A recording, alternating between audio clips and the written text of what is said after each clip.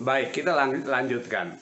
Saya ingin share pengalaman kami tadi malam. Kami berbagi pandangan, berbagi cerita, knowledge sharing dengan para kandidat doktor di Universitas Katolik Widya Mandala Surabaya.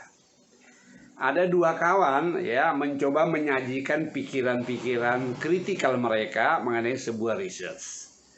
Ya, yang ingin saya sampaikan adalah apapun research gap yang kita dapatkan, kuncinya adalah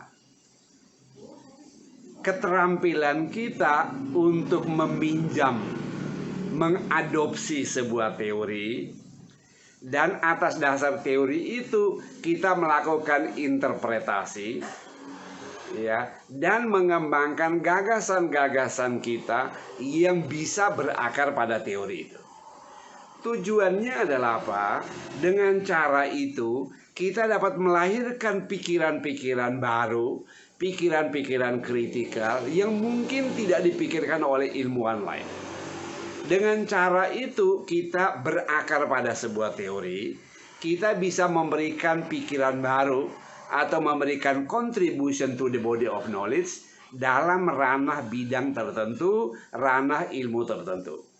Dengan kata lain selalu saya katakan, adopsilah, pinjamlah pandangan dari sebuah teori dasar tertentu, mungkin berupa grand theory, mungkin sebuah middle range theory, dan kaitkan teori itu dengan sebuah bidang tematik dalam pemasaran atau dalam manajemen, SDM, manajemen strategik, dan lain sebagainya.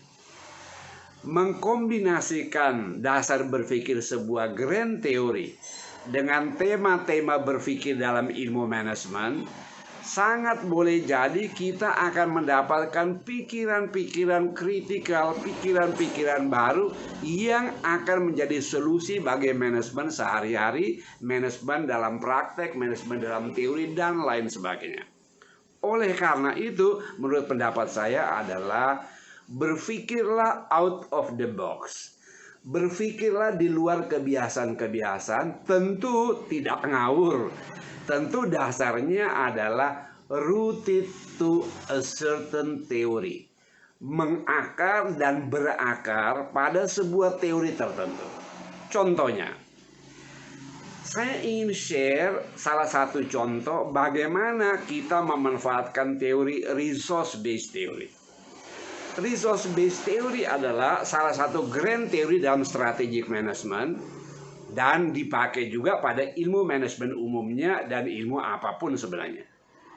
Salah satu pikiran menarik dalam resource-based theory adalah bahwa perusahaan bisa sukses kalau dia berhasil untuk apa?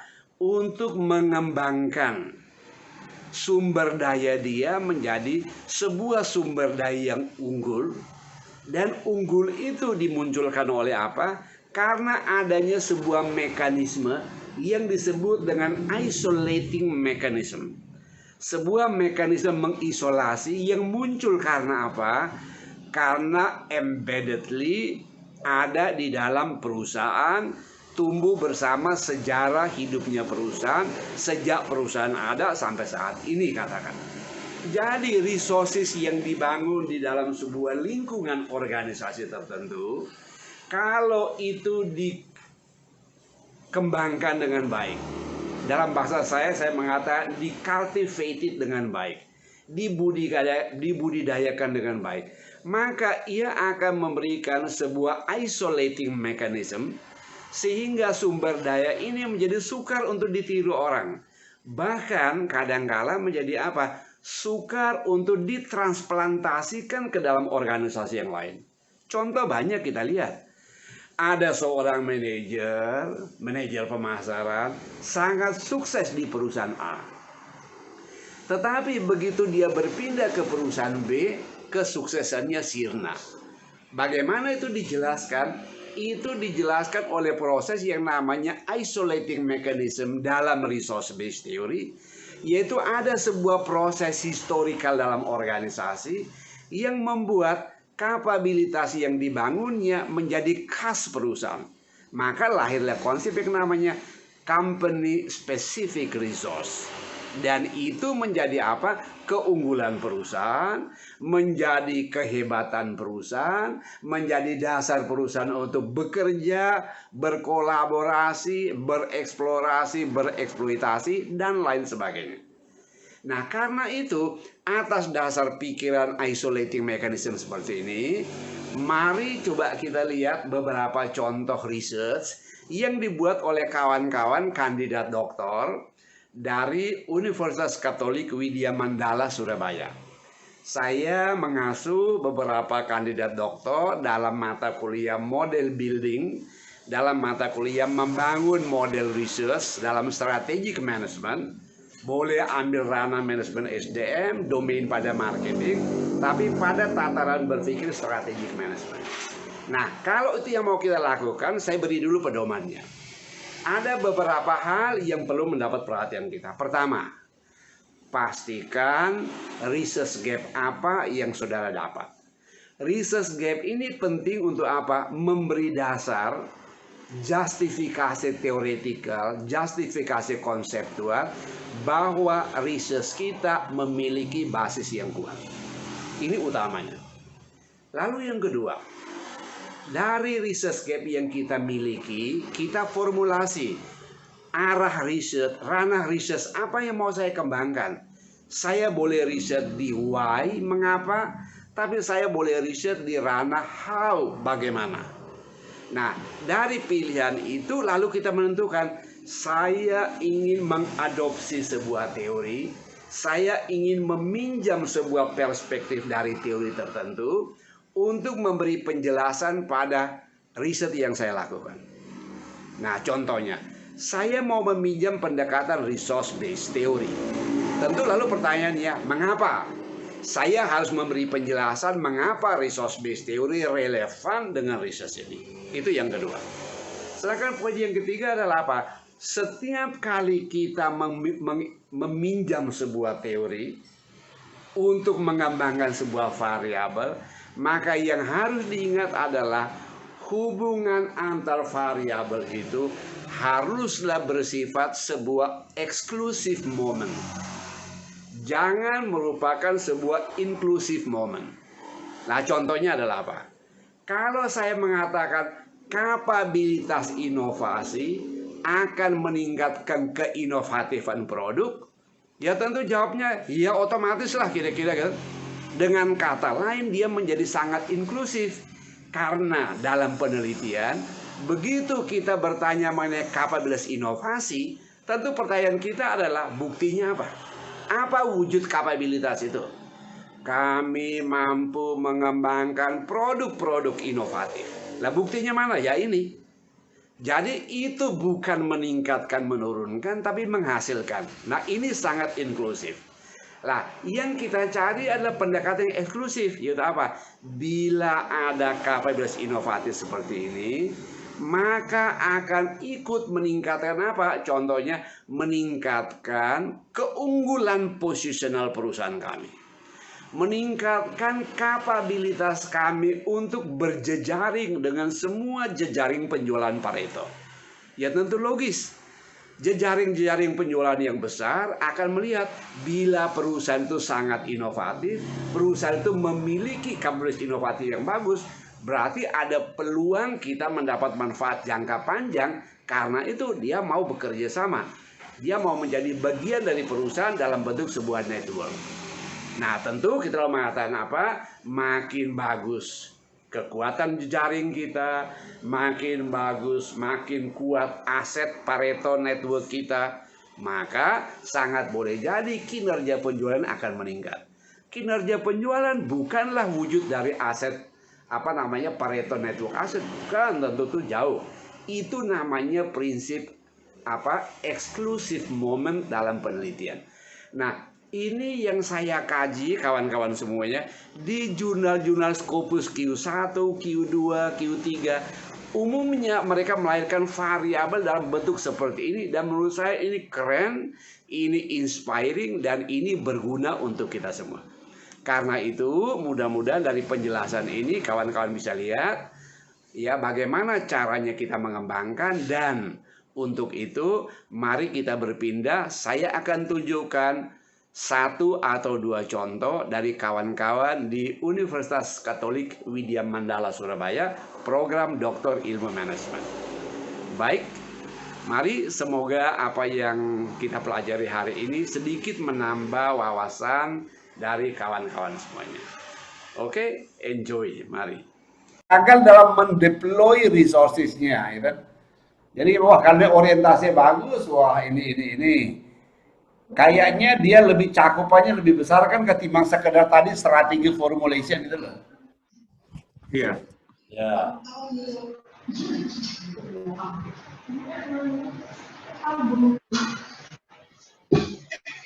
Ya kan?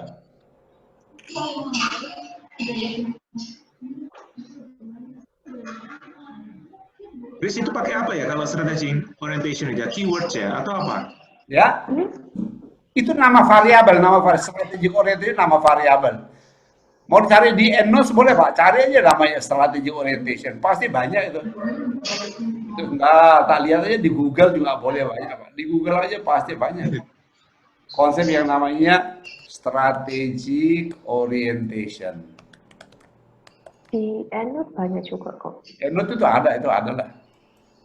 Itu sudah sering orang agak-agak sama dengan entrepreneurial orientation ya Prof ya, agak-agak sama gitu. Dengan apa Pak? Dengan entrepreneurial orientation. Beda. Harusnya beda. Beda kan? Entrepreneurial orientation yang proaktif, inovatif. Ini adalah orientasi bisnisku mau kemana itu loh. Oh. Jadi perusahaan-perusahaan yang punya strategic orientation, kami akan begini, kami akan begini, dengan shared vision yang bagus. Tapi ya nyatanya gedebus tok gitu kan, tidak berdampak pada kinerja. Kenapa? Lah, tidak ada orangnya, tidak bisa mendeploy, tidak bisa memelihara orang pada keluar, talent manajemennya jelek, maka pada keluar itu kan yang punya Pak Riset kemarin kan, ya akibatnya ya percuma kan. Itu contohnya. Kalau di beberapa penelitian itu strategic orientation kok dimensinya customer orientation, competitive orientation, technology ya, ada juga yang gitu. Tapi kita lihat yang di tataran strategic management. Iya. Kalau strategic orientation itu ya arah kita mau kemana itu loh, perusahaan kita mau diarahkan kemana.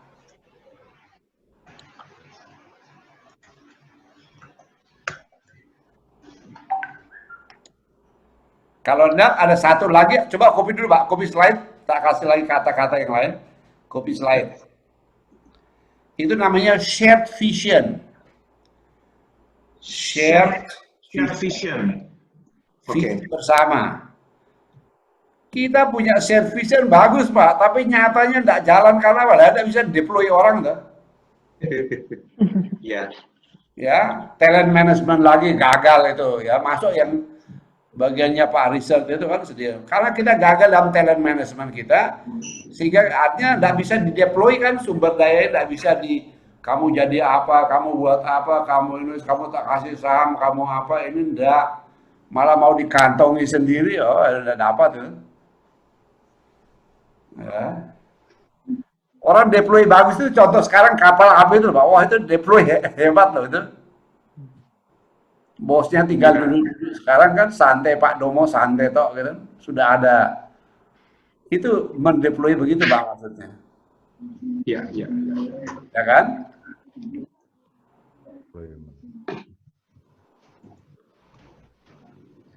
Shared vision ya ada.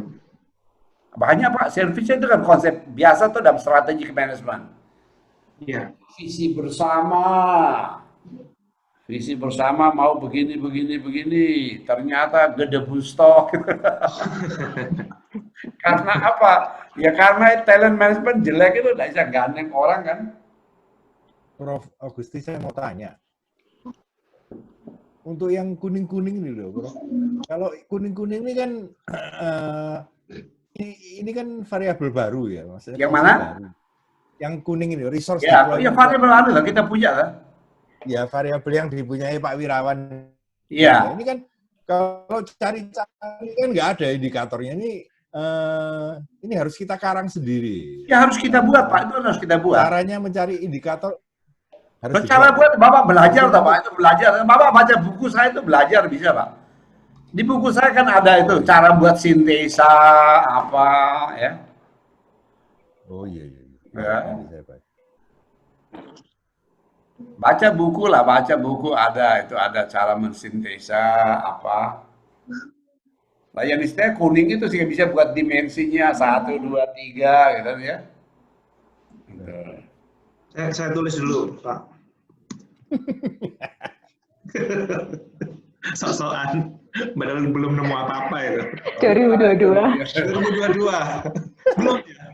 Nggak jadi 2021, Pak. 1,5 tahun kan. Oke. Iya, Prof. Oke, terima kasih, Prof. Ini Baik. bagus sekali. Nah, sambil cari baik-baik semuanya lagi. Ya, Prof. Berarti semua sudah ya, Pak Joyo juga sudah kan? Sudah. Saya cuma belum menunjukkan kan kemarin variabel novelty saya kan product innovation, Prof. Oke, coba ditunjukkan, Pak, buat kita. Ya. lihat. Coba Coba Prof ya, saya tunjukkan. share. Kalau lalu tugas kita sekarang mencari indikator, Iya. ya, sampai Prof, terima kasih, Prof. yang tengah mau diciptakan.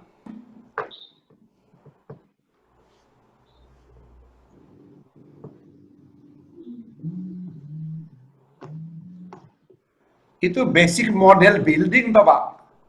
Halo, Pak. Ya, Pak. Itu bahasa Inggrisnya kan basic model building, toh, bukan basic building, toh, Pak. Oh, iya, iya. Iya, Prof. Kembali, Prof. Basic model building. Model basic yang lagi di-build. Nah, itu building basic yang lagi di model gitu.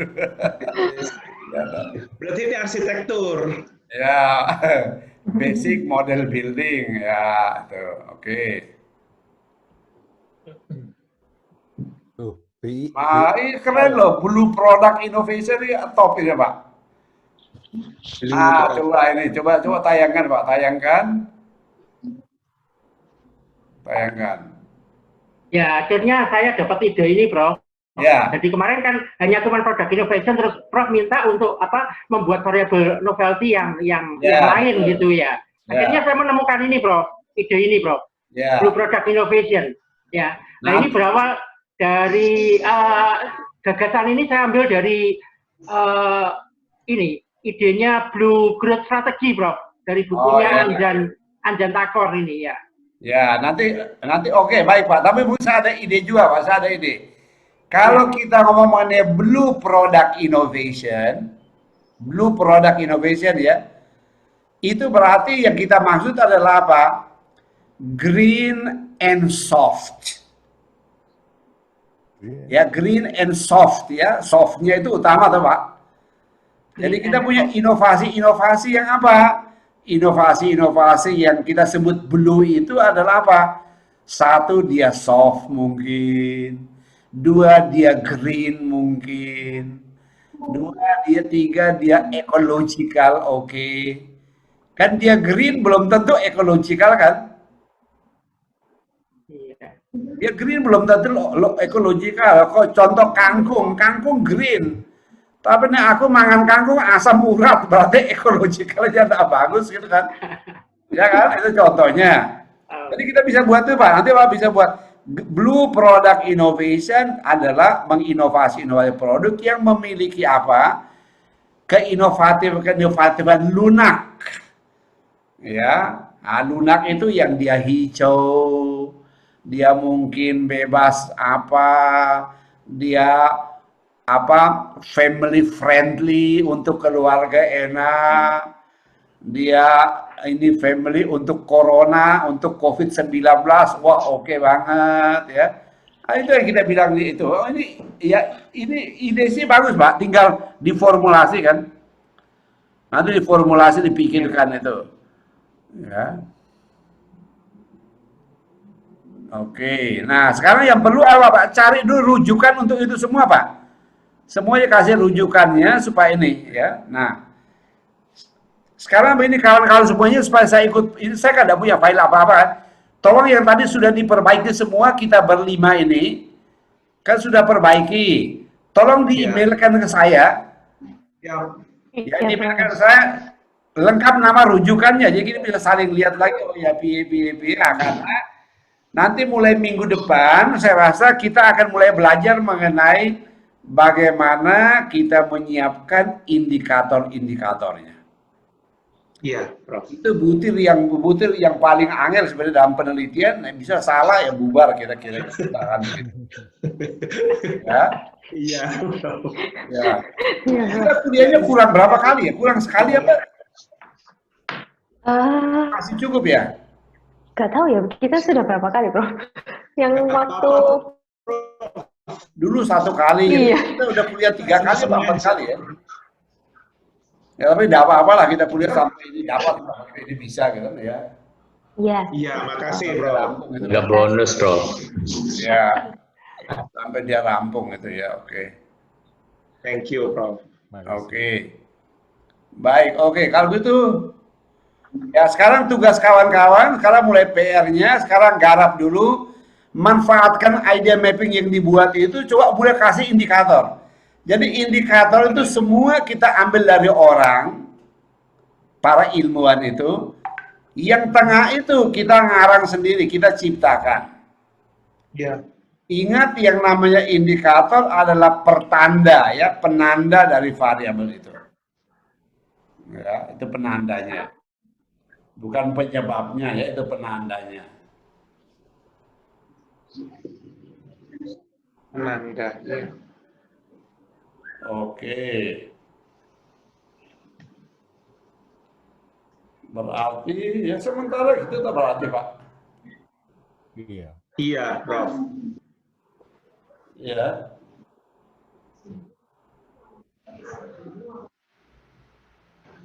Prof, saya coba tunjukkan lagi ya, Prof, yang tadi ya, Prof ya. Ya. Artinya kalau saya email nanti, apakah model ini Ya boleh dah, boleh dah. cukup? Tentu disertai dengan ini ya, apa? Nah, Pak, kalau ini sebaiknya gini, Pak. Sebaiknya gini, Pak. Ya, Nanti apa Pak namanya Ferry cari metodenya? dulu, Pak. Cari dulu di Scopus itu yang shared Ya. vision ke kanannya firm performance. Supaya mantap, Pak. Putus-putus tadi, Prof, gimana? Oke. Nanti cari dulu di EndNotes yang dia nyambungnya shared vision ke firm performance. Kan supaya kita ada dasar kan Iya. mengatakan gap itu dari orang yang sama kan? Yaitu orang meneliti shared vision Iya. kok tidak selalu bisa meningkatkan kinerja. Oh Tangkap, iya, Pak? iya, Prof. Tangkap ya? Nah itu cari dulu itu. Tangkap. Nah, itu banyak lah, itu pasti banyak. Nah, itu kan banyak. Shared vision coba nanti cari. Pasti ujungnya Iya. ya kinerja kah, Iya, iya. apakah ya. Betul. Ya bisa Tentu cari. yang dari Oke. yang ini kan saya ganti nanti share vision ya, Prof. Maksudnya kan demikian kan? Ya. Ini saya share vision, ini yang Itu kasih firm ya. performance. Ya. Siap, Ya, siap, siap. cari Prof. Ini itu. nanti saya ganti. Oke. Oke, Prof. Baik.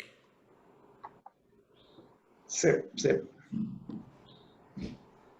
Baik, kalau gitu ya sementara gitu loh. Ini produktif loh kita ya. Kalau sudah Ya, Iya. sangat produktif. Terima kasih teman-teman. sudah paham kan beres itu pasti ya. Ya, oke. Senin lagi ya, Prof ya, berarti kita ketemu ya, Prof ya. Ya? Senin ya, lagi. Ya. Senin kita ini kuliah Ya. setengah 7 ya. Oke, baik kalau gitu ya. Jadi kira-kira gitu. Jadi kawan-kawan semuanya, oke kita ulangi. Jadi saya rasa itu proses pertama kita sudah melakukan pemodelan. Nah, nanti kita akan belajar sedikit pada minggu depan ya. Kita kalau itu pindah gigi ya. Pindah Iya. Fresneling ini mesti pikirannya lain gitu ya. Iya. Jadi kita belajar dulu mengenai bagaimana menggarap yang di tengah itu, kebaruan itu. Nah, teman-teman bisa lihat di jurnal-jurnal bagaimana caranya orang membuat kebaruan itu. bisa baca contoh tadi artikel saya yang namanya Pareto Sales Network. Tadi Pak Andrian yang pakai ya itu. Itu bisa lihat itu kan konsep baru dirumuskan. Bisa lihat situ caranya saya nyusun dari atas bahasanya tak cari apa. Kan harus cari dasar teori. Cari teori, turunkan, bahas, lalu ketemu, oh ya kesimpulannya ini. Ya, itu konsep yang sangat penting untuk kita pikir karena kita membuat disertasi. Ya, kita mesti bangga dong kita bisa membuat sebuah pikiran baru ketimbang kita hafal tok pikiran orang. Ya, saya rasa tidak bagus.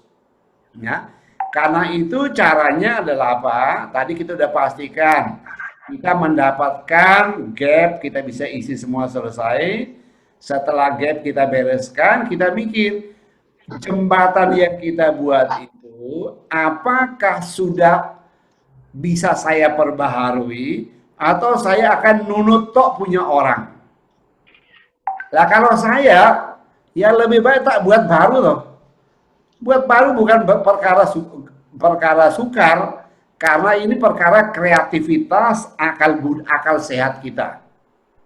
Nah akal kita jalan kita bisa formulasi. Contoh kayak yang tadi buat Pak Joyo itu loh. Lah kan keren itu contohnya gitu kan. Nah itu kan akal sehat kita lihat di masa ada gini lah. Nanti tinggal kita memformulasi. Wah ini kalau diformulasi apa jadi sesuatu ya. Itu. Nah, nanti kalau sudah jadi itu ya udah tinggal buat quest peneliti itu sudah rampung gitu ya. Nah, tapi tinggal perkaranya nanti adalah apa ya bertemu dengan promotor pembimbingan. Ya. Nah, ini yang ingin saya ingatkan. Kadangkala mahasiswa sudah punya ide bagus, idenya bagus. Tapi ketemu dengan pembimbing mental semua. Nah, pertanyaan saya pada kawan-kawan berlima coba. Kita punya ide bagus, ketemu pembimbing yang tidak baca buku, pembimbing yang tidak baca jurnal, pembimbing yang tidak meneliti, dia kucek-kucek meripet tadi malam, lalu buka punya kita, dia bilang salah. Pertanyaan saya. Ini kalau begini yang bodoh siapa, Pak? Kita. Ya, kita yang bodoh, Pak. Masa kita sinau 1 tahun dikalahkan orang yang kucek-kucek melipat tadi malam bangun kaget salahkan kita. Ya itu melanggar hukum orang belajar dong. Ya. Nah ini karena itu kita harus bisa menjelaskan. Kalau kita masih doang kita bisa menjelaskan. Oh ya Pak gini Pak filosofinya ini. Kami gunakan teori ini maka gini. Lah itu tentu kalau bawa dosen dia langsung wah ya keren ya. Wah ini saya bisa ikut belajar ya. Dalam hati pun pasti dosen itu ikut belajar dengan mahasiswa. Saya pun sering belajar dengan mahasiswa. Lihat mereka buatin, waduh keren ya idenya itu. Wah aku lihat punya ide ini tak gini kan ya. Jadi kita harus memiliki kemampuan artikulasi untuk menyatakan pikiran kita dengan baik ke pembimbing-pembimbing kita. Beda dengan kami di Undip ini, kami udah dikasih pembimbing pendamping kan semester 1 waktu dia masuk. Mereka masuk dapat pembimbing pendamping yang namanya PA. Itu ya pasti nanti jadi promotor atau kopromotor. Jadi udah tune in sejak awal ya kan. Nah, teman-teman kan nanti udah lulus baru kaget ketemu orang yang kita tidak pernah kenal. Malah tidak tahu kita dulu berpikirnya apa. Ya kan repot itu kan. Nah, maka ini yang sangat penting kita membangun logika kita yang kuat untuk bisa menjelaskan.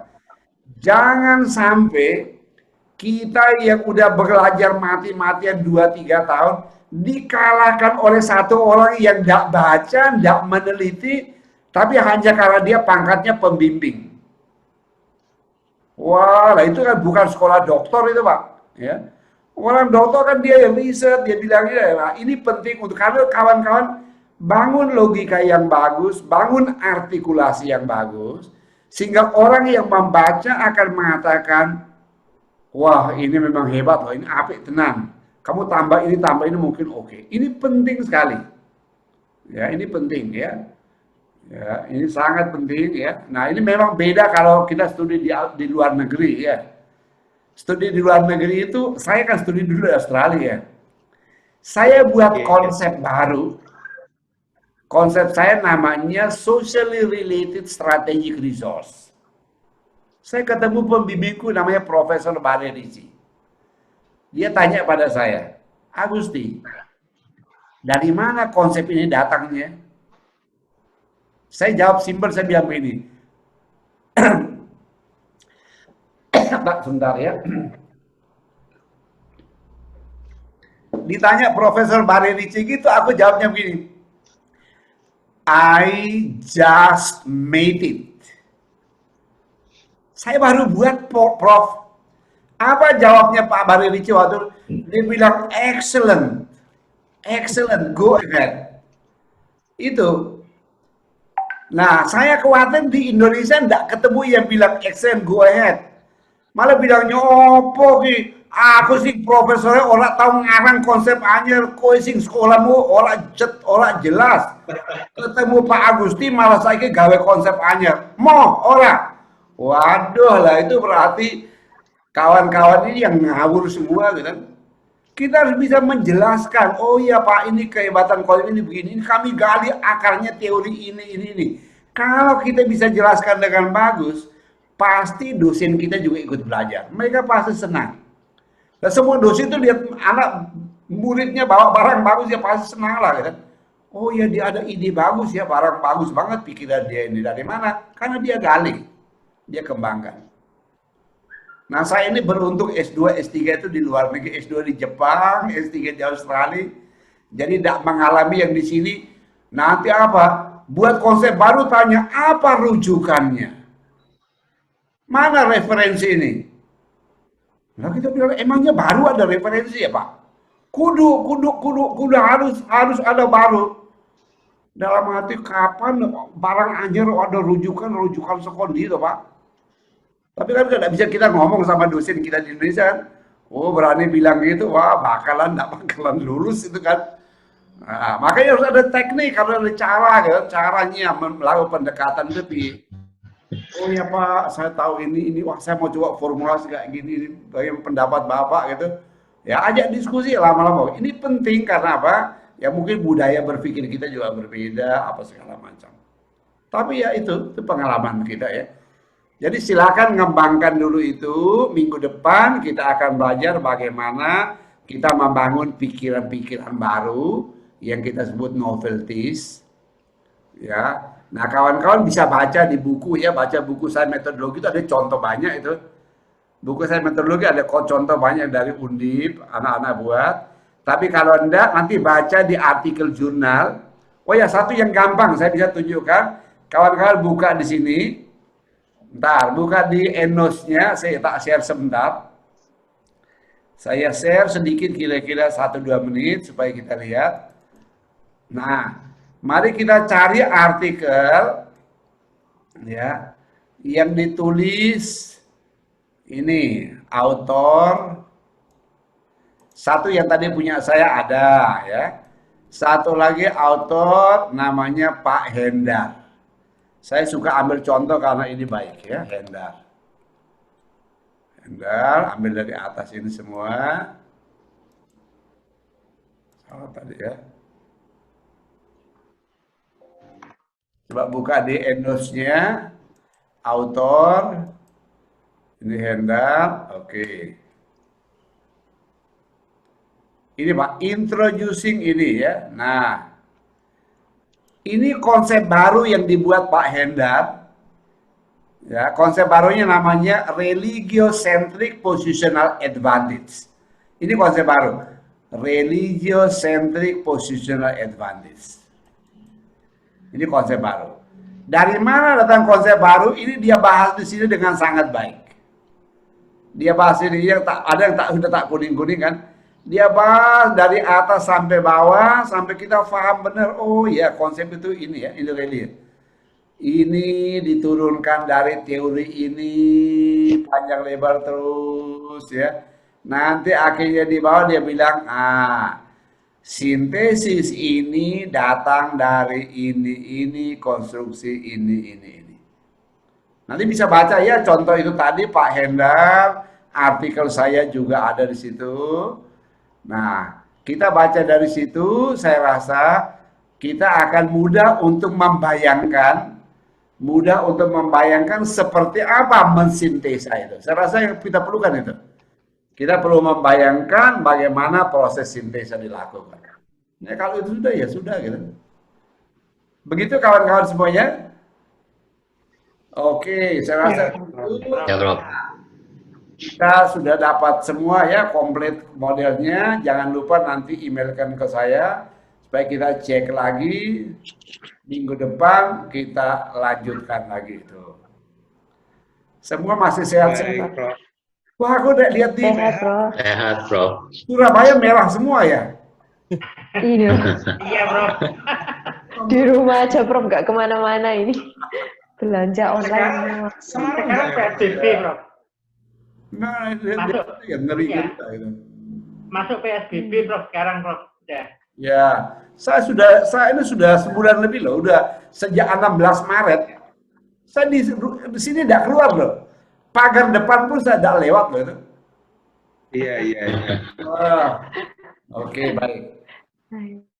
Oke, baik kawan-kawan semuanya, saya rasa begitu. Sementara kita jumpa lagi minggu depan ya.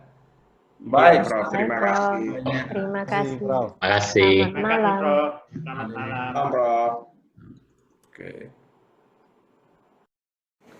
Baiklah, jadi begitu kawan-kawan semuanya, kita sudah belajar bersama dan kita sudah melihat dari kawan-kawan di program Doktor Ilmu Manajemen Unika Widya Mandala Surabaya, ya beberapa model yang dibuat. Paling tidak pada bagian akhir ini saya bisa tunjukkan dua model final yang dihasilkan.